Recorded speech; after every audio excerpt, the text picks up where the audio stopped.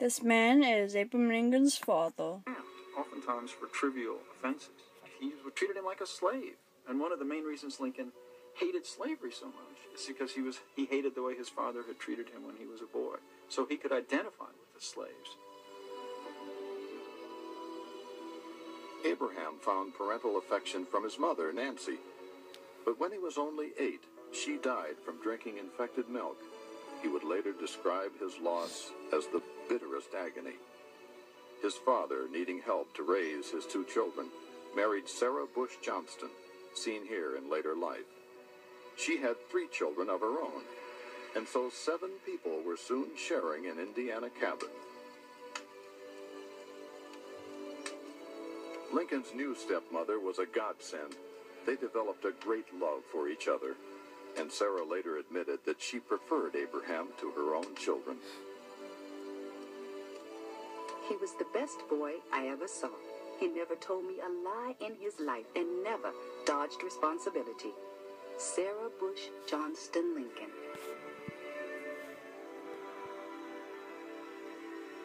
She encouraged Abraham in his passion for learning. He'd already taught himself how to write by about the age of 7, using a turkey feather pen and blackberry ink. Lincoln barely saw the inside of a schoolroom because his father kept him busy on the farm. In total, the man who would later write his country's greatest speeches had less than 1 year's formal education, but he worked furiously to educate himself. Incredible. When he heard that somebody had a book he was interested in, he'd walk miles to go get it, sit down and read it. He's not just absorbing information, he's trying to determine what he thinks about it and how he would engage that idea or this thought or how it would be useful to him. I remember how I got irritated when anybody talked in a way I could not understand. I could not sleep when I got to hunt for an idea until I had caught it. Abraham Lincoln. Lincoln's passion for study was fueled by his disdain for his father, who could barely sign his own name. Lincoln's father served as something of a negative model for him. He regarded his father as lacking ambition, as lazy, as anti-intellectual. All the things that Lincoln wanted to escape from, he saw in his father. You're sad. By law, Lincoln had to work for his father until he was 21. Wow. One of his last obligations was to split rails to fence in his father's new farm in Illinois near Decatur. Then Abraham left home for good, to become, as he said, a piece of floating driftwood. In 1831, he landed in an Illinois commercial village, New Salem, his first taste of urban life. Although it had only 100 people, it had the intellectual stimulus of a law court and a debating club. Lincoln worked as a clerk in a general store and soon became enormously popular for both his honesty and his endless collection of funny stories. When Lincoln talked, people listened, whether that was around pot-bellied stoves, in storefronts, at courthouses. The man simply learned to tell stories and collected them. Lincoln's storytelling helped to mask the insecurity he felt from having grown up poor with little education. He was something of a loner.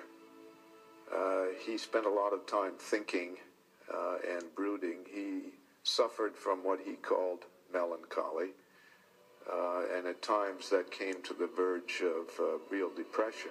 And I think he often tried to compensate for his melancholy by cultivating a sense of humor, by telling funny stories.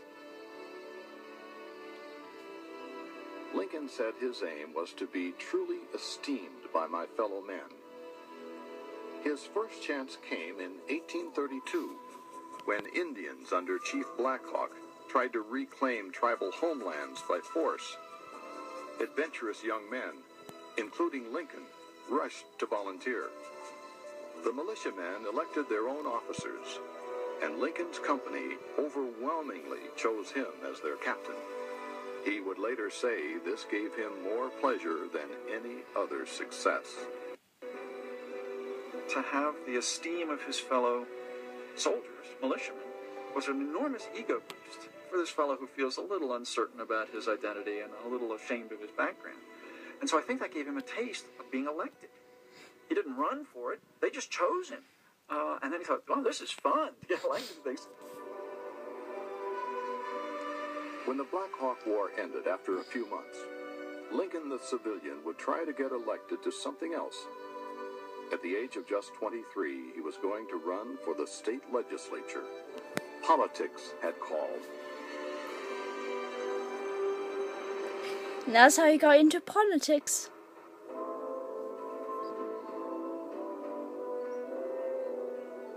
When the 23-year-old grocery clerk from New Salem decided to run for the state assembly, it said a lot about his ambition and self-confidence.